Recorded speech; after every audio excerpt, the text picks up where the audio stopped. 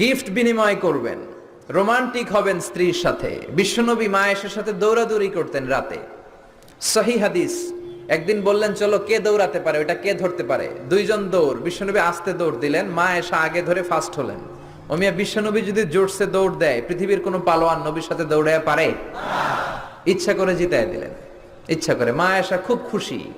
বিশ্বনবী চাইলেন একটু খুশি হোক, জিতায় দিলাম আর কি, সমস্যা কি। তার 7 বছর পরের ঘটনা। মা আয়েশা একটু মোটা হয়ে গেছে, আবার বললেন রাতে, আয়েশা চলো আজকেও দৌড় দৌড় খেলি, মদিনায় তো সবাই ঘুমায়। মা আয়েশা মহা খুশি, ভাবছে ওই দিনও হারাইছে, আজকেও হারাবে। বিশ্বনবী মনে মনে বলে আজকে নো চান্স, আজকে চান্স দিব না। তো চলো ওই পিলার ধরি, দুইজনে দৌড়। বিশ্বনবী চান্স দেয় নাই। সাহাবারা বলতেন বিশ্বনবী যদি ঘোড়া হাঁকাতেন, জোরে ঘোড়া হাঁকালে 1-2 মিনিটের ব্যবধানে সাহাবারা বলতেন আমাদের ঘোড়াগুলো পিছনে থাকতো, সামনে দেখতাম আমরা শুধু ধোঁয়া আর ধোঁয়া।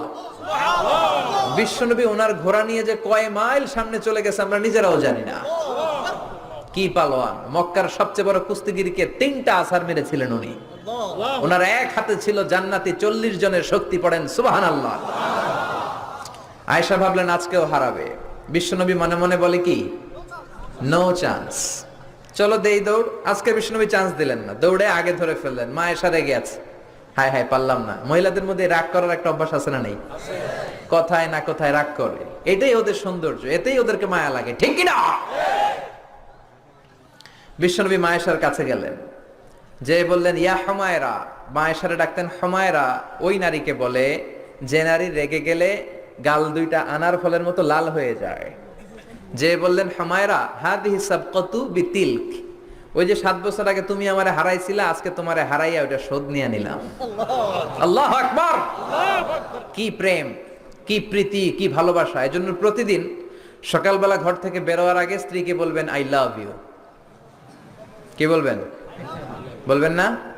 মুরব্বীরা মনে মনে কয় না, কইতাম না। বললেন বললে ভালোবাসা বাড়াই দিবে কে? স্ত্রীর প্রশংসা করবেন। নারীরা প্রশংসা শুনতে চায়। আপনি 1000 টাকা দিয়ে যেটা করতে পারবেন না, যদি বলেন তোমার রান্না মজা হয়েছে, তুমি অনেক সুন্দরী, দেখবেন সব কাজ পানির মতো সহজ। যা বলবেন তাই করতেছে, ঠিক কিনা? যে সবাই মাথা নাড়ায়, মানে কমন পড়ছে। হাজারি সাহেব যাই বলবে কমন পড়বে, ওটা মানতে হবে, ঘরে ঢুকাইতে হবে, সাথে করে নিয়ে যাইতে হবে। এই ওয়াজ আমার মায়েরা, যাদের কানে আপনার কাছে আমার মাইকের আওয়াজ যায়, আপনারাও স্বামীকে শ্রদ্ধা করবেন, ভালোবাসবেন। খাদিজার মতো, আয়েশার মতো ফ্যামিলিটা জান্নাত করে দিবে কে? মনে রাখবেন, আপনার বিবি চায় আপনার মুখ থেকে একটু প্রশংসা শুনতে। আপনার জন্য সাজগুজ করে, লিপস্টিক দেয়, চুলে বেনি পড়ে, সুন্দর শাড়ি পরে। সে চায় আপনার সাথে খুব সুন্দর একটা আচরণ করতে, আপনার কাছ থেকে চমৎকার আচরণ পেতে। কিন্তু একদিন আপনি বলেন না তোমার সুন্দর লাগে। এখন আপনার জায়গায় যদি আরেকজন বলে ভাবি আপনার সুন্দর লাগে, ভেজাল আছে না নাই? কথা বুঝার চেষ্টা করবেন। যেটা বলবেন আপনি, আপনার বিবি, মোহর দিয়ে আপনি তাকে রাজকুমারী করে ঘরে আনলেন, একদিনও বললেন না তুমি সুন্দরী, তুমি অনন্যা, তুমি সুস্নিগ্ধা, তুমি সুহাসিনী, সুকেশিনী, অসূর্যম পর্ষা, মেঘ কালো কেশ, কাজল কালো চুল, হরিণের মতো ডাগর ডাগর তোমার দুটি চোখ। একদিন আপনি বললেন না। বলে আপনার ছোট ভাই, ভাবি তোমার যে যা লাগতাছে, ভেজাল আছে না নেই? এজন্য আপনার বলা দরকার, আপনিই বললেন। বলবেন তো? প্রশংসা করতে রাজি আছেন? ওয়াজ শুনে এক লোক খুব মোটিভেটেড হয়েছে, খুবই বেশি ইনফ্লুয়েন্সড হয়েছে যে আজারি সাহেব বলছে প্রশংসা করতেই হবে। তো ওয়াজ শুনে বাড়িতে যাওয়ার পরে, এই গল্পটা করে আমি তাফসীর শুরু করব। বাড়িতে যাওয়ার পরে খাবার খেতে শুরু করেছে, গরুর গোশত দিয়ে খাচ্ছে। বিবিও ডাইনিং টেবিলে বসে ভাত দেয়, গোশত দেয়, হাজবেন্ডও খায় আর মিট মিট হাসে। বিবি বলে, এই রাত বাজে 12টা, ওয়াজ শুনে আসছো ভালো কথা, খাইতেছো, হাসো কেন? হাসো কেন? খবরদার বউয়ের সামনে কখনো মিটি মিটি হাসবেন না, ভেজাল আছে। হাসো কেন? স্বামী বলে, হাসি কারণ হচ্ছে তোমার গরুর গোশতটা আজকে এত মজা হয়েছে না, আমার জীবনে এত মজার গরুর গোশত কোনোদিন খাই নাই। গরুর গোশত মজা হয়েছে শুই না, বিবি তো তেলে বেগুনে জ্বলে উঠছে। কি, গত 10 বছর ধরে তোমার রান্না করে খাওয়াইলাম, একদিনও রান্নার প্রশংসা করলা না, আর আজকে পাশের ঘরের ভাবি 1 বাটি গরুর গোশতের তরকারি পাঠাইছে।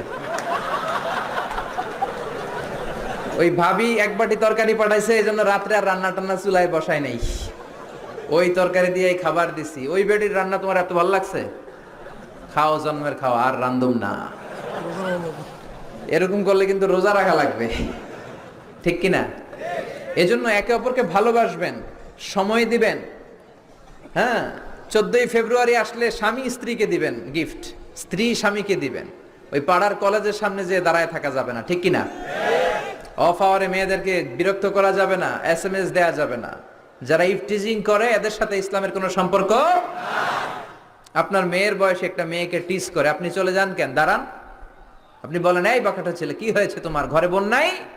আপনি দাঁড়ান, আপনারা দেখে আরো 5 জন দাঁড়াবে।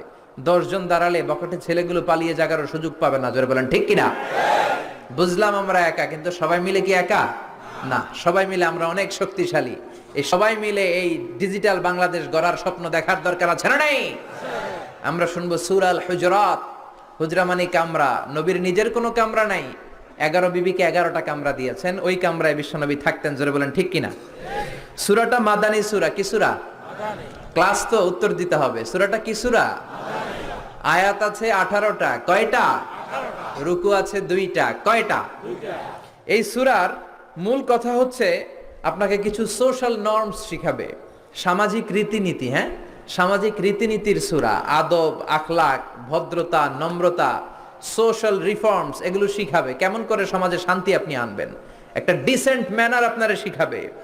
এই সূরাটার কেন্দ্রীয় আলোচ্য বিষয় হচ্ছে to ensure a peaceful society by practising some rules and regulation. আল্লাহর দেয়া কিছু বিধান মেনে নেওয়ার মাধ্যমে সমাজে শান্তি প্রতিষ্ঠা করা। জোরে বলেন সুবহানাল্লাহ। কিছু মোরাল এবং এথিক্যাল ইনস্ট্রাকশন আল্লাহ দিয়েছেন। আমরা এক এক করে এগুলো শুনবো এবং শেষ পর্যন্ত এরকম বসে থাকবো। শেষ পর্যন্ত রেসপন্স করবো, নাকি উঠা বসা করবেন?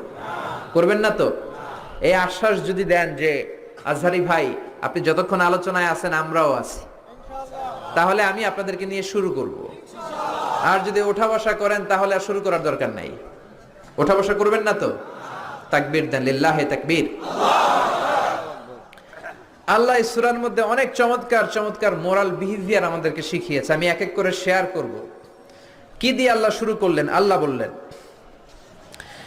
ইয়া আইয়ুহাল্লাযীনা আমানু লা তুকদ্দিমু বাইনা ইয়াদাইল্লাহি ওয়া রাসূলিহি ওয়াত্তাকুল্লাহা ইন্নাল্লাহা সামিউন আলীম। সুবহানাল্লাহ।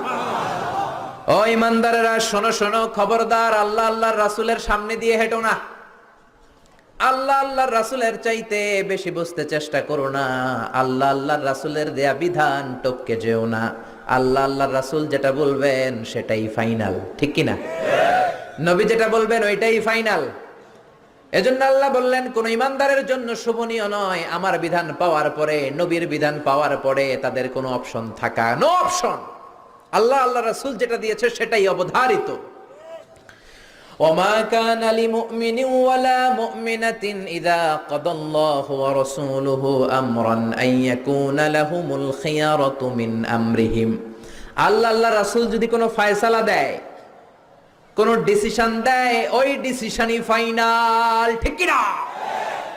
আল্লাহ বললেন নামাজ কায়েম করো, মসজিদে যাও, জামাতে নামাজে পড়ো, আকিমুস সালাহ, এটাই ফাইনাল। কোনো ওযর আছে?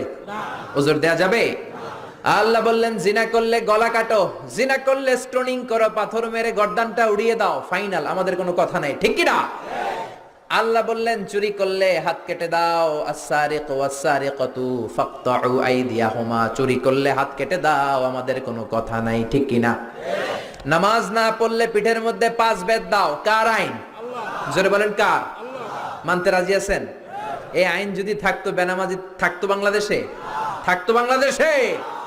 সৌদিতে যান, আজান হলে দোকান বন্ধ হয়ে যায়, শপিং সেন্টার বন্ধ হয়ে যায়, সব ঢুকতে শুরু করে মসজিদে। অজু থাকলেও ঢুকে, না থাকলেও ঢুকে, ঠিক কি না? কারণ বেতের বাড়ি আছে না নাই? বাংলাদেশেও যদি শুরু হয়ে যায়, নামাজ নাই 5 বেত, 1 ওয়াক্ত সারলে 5 বেত, 5 ওয়াক্ত সারলে। বক্তা যদি তাফসিরের পরে এশা না পড়ে ঘুমায়, বক্তার পিঠে 5 বেত আছে না নাই? মুয়াজ্জিন যদি নামাজ না পড়ে, মুয়াজ্জিনের পিঠে আছে না নাই? খতিব সাহেব যদি নামাজ না পড়ে, আছে না নাই? শুধু চেয়ারম্যান সাহেবের পিঠে নাই। সর্বনাশ, আমার মাহফিল বন্ধ হয়ে যাবে। শুধু এমপি সাহেবের পিঠে নাই। সবার জন্য এক আইন, ঠিক কিনা? যেই নামাজ না পড়বে তার পিছনে যদি 5 বেত দেয়া যেত, বাংলার মসজিদগুলো মসজিদে নববীর মসজিদের মতো হয়ে যেত। জোরে বলেন ঠিক কিনা? এজন্য আল্লাহ বললেন লা তুকদ্দিমু বাইনা ইয়াদাইল্লাহি ওয়া রাসূলিহি, আল্লাহ আল্লাহর রাসূল যেটা বললেন সেটাই ফাইনাল, সেটাই বরকত, ঠিক কি না? রাসূল হলেন সবচেয়ে বড় মুত্তাকি, রাসূলের চাইতে বড় মুত্তাকি হওয়া যাবে নাকি? রাসূল হলেন সবচেয়ে বড় বুজুর্গ, নবীর চাইতে বড় বুজুর্গ হওয়া যাবে নাকি? এজন্য আল্লাহ বললেন নবী যেটা দিল ফাখুযুহু, ধরো, ঠিক কি না? ওয়ামা নাহাকুম আনহু ফান্তাহু, নবী যেটা নিষেধ করলো সেটা ছেড়ে দাও, নবী যেটা বললেন সেটাই ইসলাম। সেটা কি ইসলাম? এর চেয়ে বেশি করা যাবে? এক সাহাবী বললেন উসাল্লিল লাইলা কুল্লা, আমি সারা রাত নফল নামাজ পড়বো, আমি রাতে ঘুমাবো না। বুঝতেছেন? আরেক সাহাবী বললেন আসুমুদ দাহরা, আমি সারা বছর রোজা রাখবো, কোনোদিন রোজা ছাড়া থাকবো না। আরেক সাহাবী বললেন আতাজিলুন নিসা, আমি নারীর কাছেও ঘেসবো না, ফালা আনকিহ আবাদা, আমার জীবনে কোনোদিন আমি বিয়ে করব। এই তিনটা কথা যখন বিশ্বনবী শুনলেন, বিশ্বনবীর চেহারাটা আগুনের গোলার মতো লাল করে দিল কে? আল্লাহ। বিশ্বনবী সাহাবীদেরকে ডাকলেন, ও সাহাবারা, কারা এসব কথা বলেছো? কে বলেছো রাত্রে ঘুমাবা না, সারা রাত নামাজ পড়বা? কে তোমরা বলেছো সারা রাত নামাজ পড়ার বিধান ইসলামে? কারণ বিশ্বনবী নিজেই পড়েন নাই। বিশ্বনবীর নামাজ ছিল এশার সালাতের পর ঘুমাতেন, মাঝ রাতে উঠে যেতেন, মাঝ রাতে উঠে ৩-৪ ঘন্টা তাহাজ্জুদ পড়তেন, আবার ফজরের আগ দিয়ে সামান্য একটু ঘুমাতেন, পাওয়ার নেপ বুঝেন তো, সামান্য ঘুমাতেন।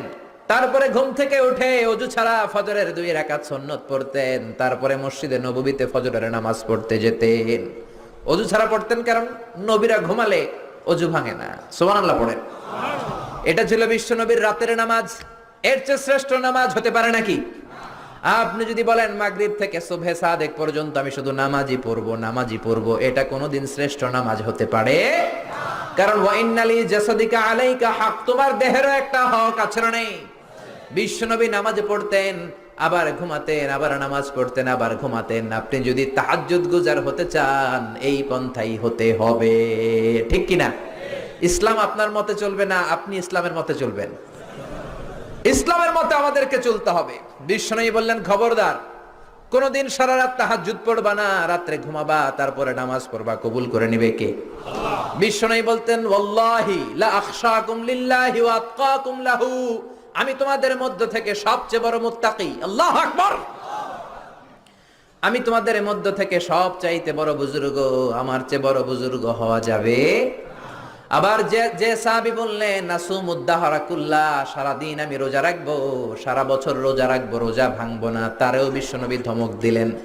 বিশ্বনবী বললেন সারা বছর রোজা রাখা যাবে না, কারণ আমি বিশ্বনবী সবচেয়ে বড় বুজুর্গ হয়ে আমি নিজেই সারা বছর রোজা রাখি না, আমি খাই। আমি সপ্তাহে রোজা রাখি 2টা, এক হলো সোমবার আর এক হলো বৃহস্পতিবার, ঠিক কিনা?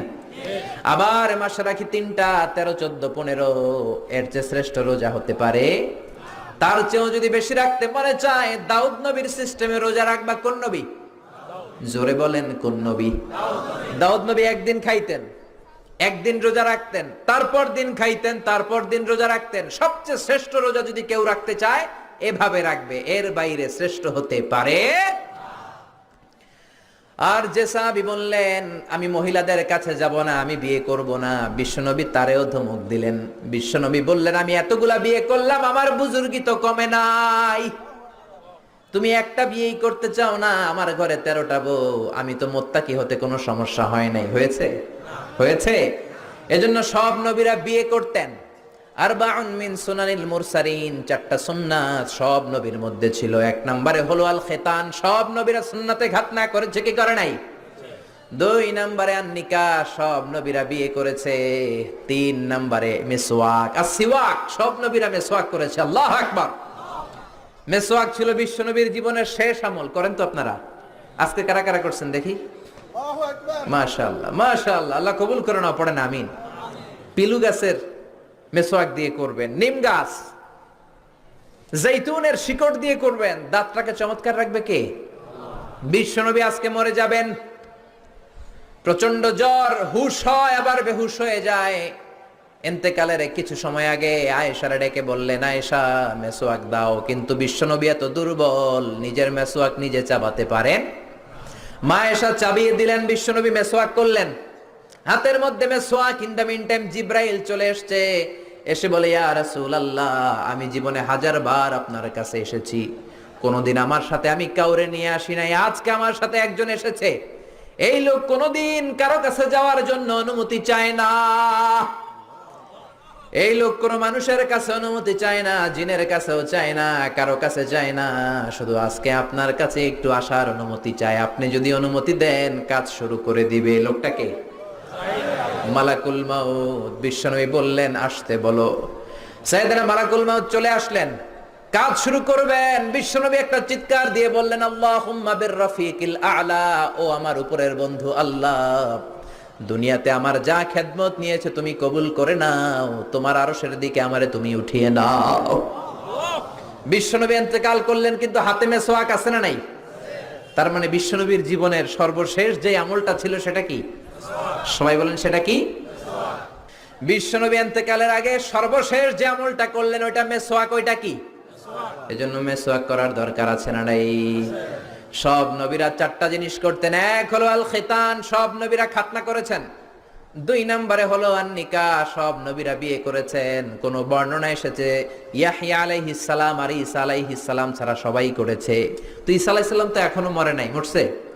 উনি আছেন না নাই? কোথায়? আকাশে। অ্যান্টিক্রাইস্ট দাজ্জালকে হত্যা করার জন্য আবার নামবেন, জোরে বলেন ঠিক কিনা? 40 বছর জমিনে থাকবেন। তো এই 40 বছরের টাইমে উনি বিয়ে করবেন কি করবেন না আমরা তো জানি না, ঠিক কিনা?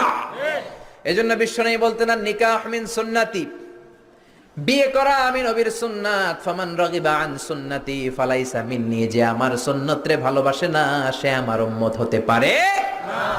1 নম্বরে সুন্নাতে খাতনা, 2 নম্বরে নিকাহ, 3 নম্বরে মেসওয়াক, 4 নম্বরে হলো উতুর, পারফিউম। সব নবীরা আতর দিতেন, আপনারা দেন তো? সুগন্ধি দেন তো? বিশ্বনবী দিতেন। এইখানে মুসাফা করলেই যার সাথে মুসাফা, আতরের ঘ্রাণ গোটা মদিনায় আমোদ হয়ে যেত। সুবহানাল্লাহ। আবার কাজী নজরুলের মতো শীতি করে শীতির মাঝখানে আতর ঢেলে দিতেন নবী। কপাল বেয়ে বেয়ে টপ টপ করে আতর পড়তো। যেখানেই বিশ্বনবী সিজদা দিতেন আতরের ঘ্রাণে সিজদার জায়গা আমোদ হয়ে যেত। বিশ্বনবীর একটা বক্স ছিল, প্রসাধনী বক্স, কসমেটিক্স এর বক্স। 6টা জিনিস থাকতো এটার ভিতরে। কয়টা? কসমেটিক্স ব্যবহার করেন তো আপনারা? হ্যাঁ, নাকি আমাদের বিবিরাই শুধু করেন? না, আপনিও করতে পারেন। আপনি ক্রিম ইউজ করতে পারেন, পারফিউম দিতে পারেন, ঠিক কি না? 6টা জিনিস থাকতো বিশ্বনবীর কসমেটিক্স বক্সের ভিতরে। খেয়াল রাখবেন কয়টা? জোরে বলেন কয়টা? 1 নম্বরে থাকতো চিরুনি। 1 নম্বরে কি? 2 নম্বরে থাকতো উতুর মানে আতর। 3 নম্বরে থাকতো টুথপিক।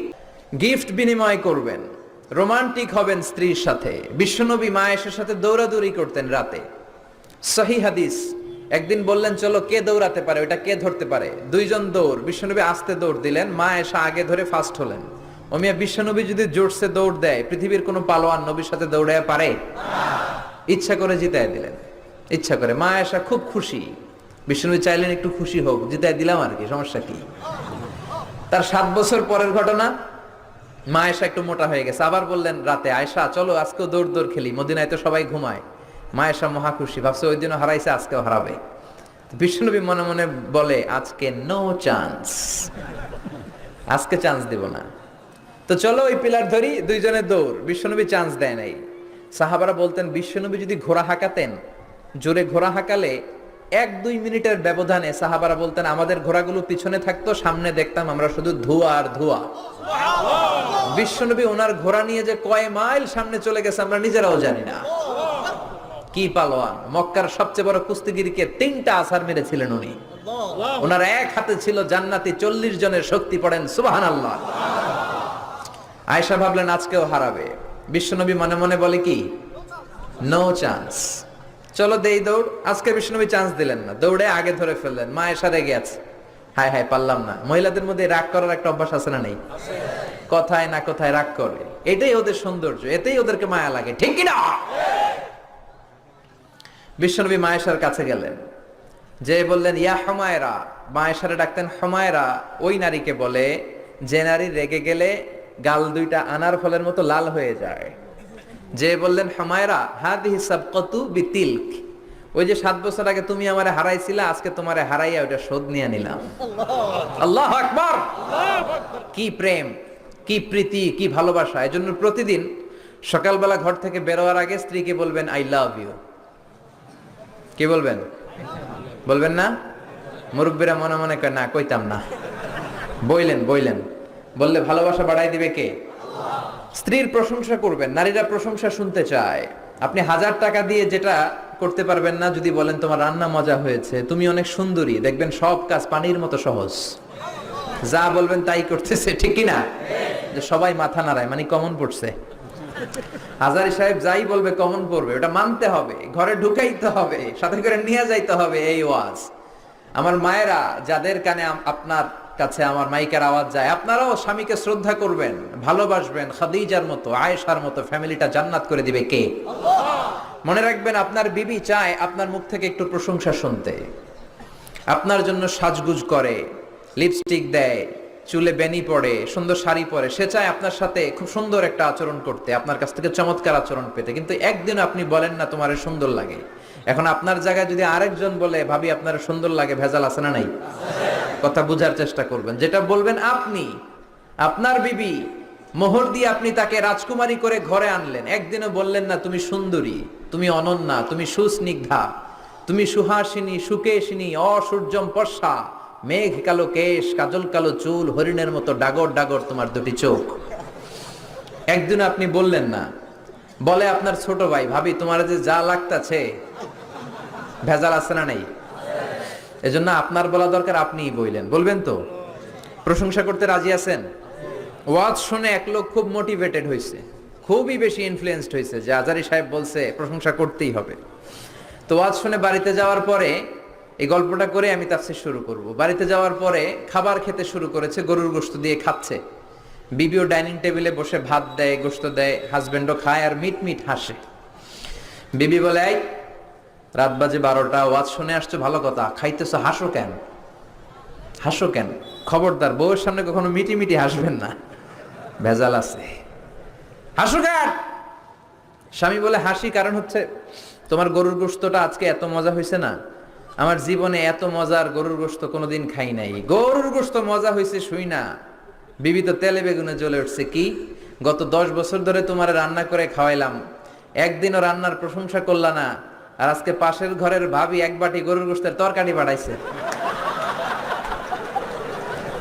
ওই ভাবি এক বাটি তরকারি পাঠাইছে, এই জন্য রাত্রে আর রান্না টান্না চুলায় বসাই নাই, ওই তরকারি দিয়ে খাবার দিছি। ওই বেটির রান্না তোমার এত ভালো লাগছে, খাও জন্মের খাও, আর রান্ধুম না। এরকম করলে কিন্তু রোজা রাখা লাগবে, ঠিক কিনা?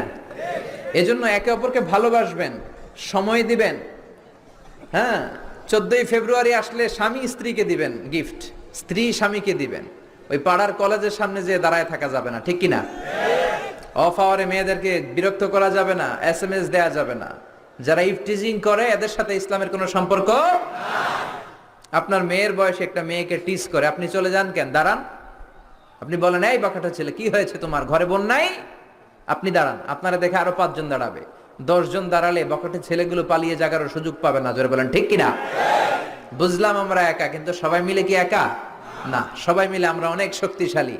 এই সবাই মিলে এই ডিজিটাল বাংলাদেশ গড়ার স্বপ্ন দেখার দরকার আছে না নেই? আমরা শুনবো সূরা আল হুজরাত।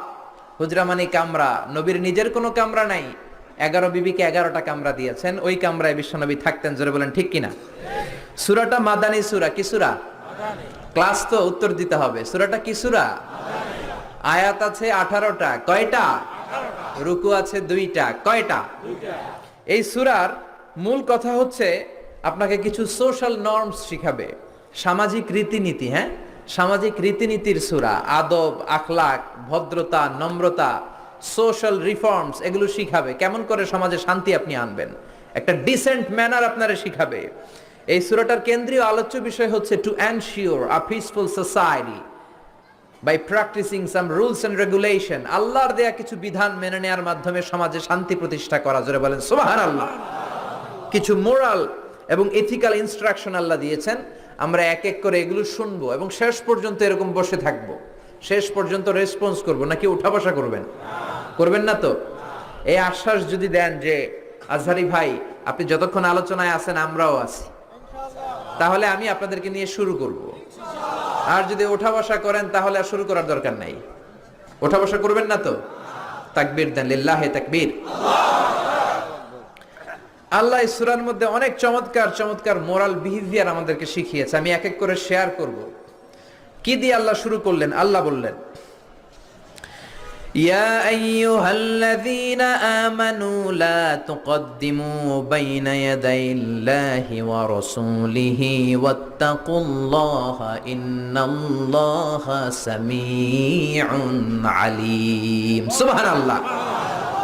ও ইমানদারেরা শোনো শোনো, খবরদার আল্লাহ আল্লাহর রাসূলের সামনে দিয়ে হেঁটো না। আল্লাহ আল্লাহর রাসূলের চাইতে বেশি বুঝতে চেষ্টা করো না। আল্লাহ আল্লাহর রাসূলের দেয়া বিধান টপকে যেও না। আল্লাহ আল্লাহর রাসূল যেটা বলবেন সেটাই ফাইনাল, ঠিক কি না? নবী যেটা বলবেন ওইটাই ফাইনাল। এজন্য আল্লাহ বললেন, কোন ইমানদারের জন্য শোভনীয় নয় আমার বিধান পাওয়ার পরে, নবীর বিধান পাওয়ার পরে তাদের কোনো অপশন থাকা, নো অপশন। আল্লাহ আল্লাহ রাসূল যেটা দিয়েছে সেটাই অবধারিত। ওমা কানা লিমুমিনিন ওয়ালা মুমিনাতিন ইযা কাদাল্লাহু ওয়া রাসূলুহু আমরান আন ইয়াকুনা লাহুমুল খিয়ারাতু মিন আমরিহিম।